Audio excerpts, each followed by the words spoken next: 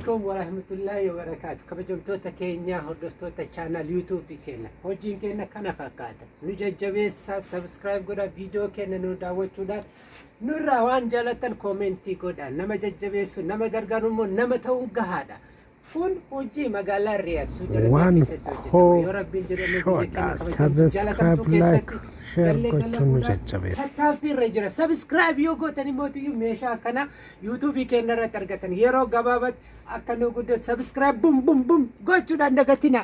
Assalaamu alaykum wa rahmatullahi wa barakatuh. Kabajamtootaa fi hordoftoota keenya kun waan koshoo YouTubeedha. Subscribe gochuun like gochuun nu dagatina.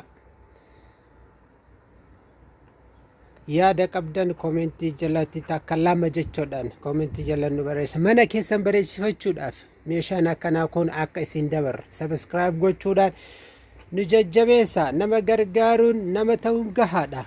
Gaaf tokko bifa akkamiititu mana kiyyarraa deema jettaniitiin gara YouTube channel keenya dhuftaniitiin daawwachuun keessan hin oollu.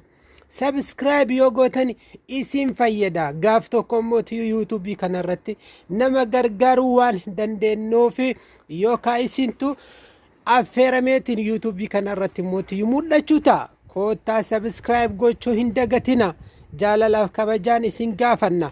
Hedduu galatooma.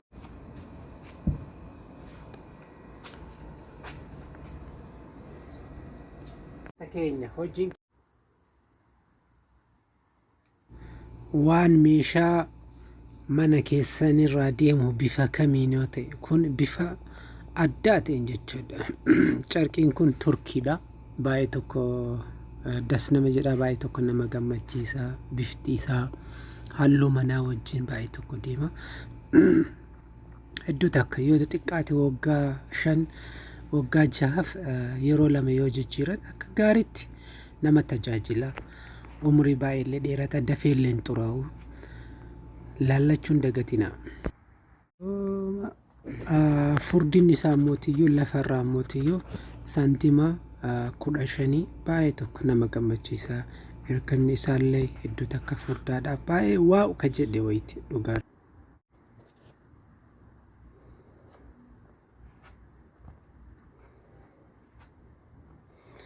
Waan koo ilaal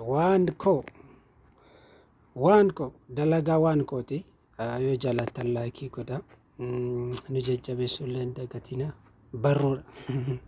Barru bifti isaa mootii barruudha. Waaw mana keessa uumama dalagamuuf mootiyyuu baay'ee tokko haala halluu isaatiin baay'ee tokko mijataa isaati. Ispoonjii raajii jedhama. Sadarkaa tokkoffaa akka eeggate meetirii 10 kun gatii isaa immoo tilmaamame meetirii 10 osoo biyya keenya ta'eeti qarshii meeqa akka ta'e tilmaamuu hin dagatina. Hedduu takka galatooma. Isin jaalannaa fooloo gochuu hin dagatina. Galatooma galatooma galatooma galatooma galatooma galatooma.